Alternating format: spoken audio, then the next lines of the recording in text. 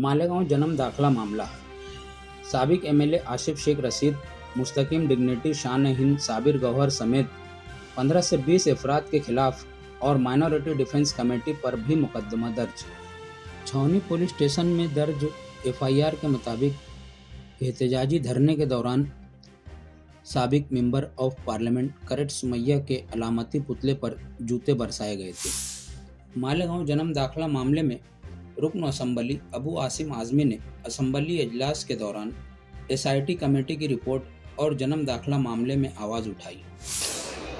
अध्यक्ष महोदय, एक छोटा सा मैटर है। अध्यक्ष महोदय, मालेगांव में कोरोना काल में महानगर पालिका बंद होने की वजह से बर्थ सर्टिफिकेट बनाने का काम वहां बंद था।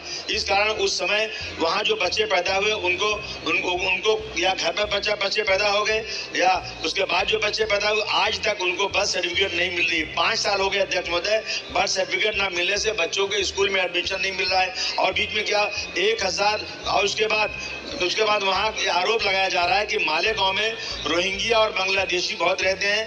1044 बर्थ सर्टिफिकेट तहसीलदार की नकली सिग्नेचर से बनाई गई है। इसकी जांच एसआईटी स्थापना 8 जनवरी 1925 को स्थापना की गई थी। 6 महीने हो गए हैं अध्यक्ष महोदय, अभी तक रिपोर्ट पेश नहीं हुई है। रिपोर्ट पेश की जाए और अब तक 3000 लोगों की जाँच हुई है। अध्यक्ष महोदय, मेरा निवेदन है कि सरकार जल्द से जल्द इस पर उचित कदम उठाए। इंक्वायरी करे, जो लोग सही पाए गए उनको सर्टिफिकेट जल्दी देवे और इंक्वायरी करे कि इसमें सच्चाई क्या है, कितने रोहिंग्या और कितने बांग्लादेशी वहां पर हैं, ये सच है या झूठ है अध्यक्ष महोदय।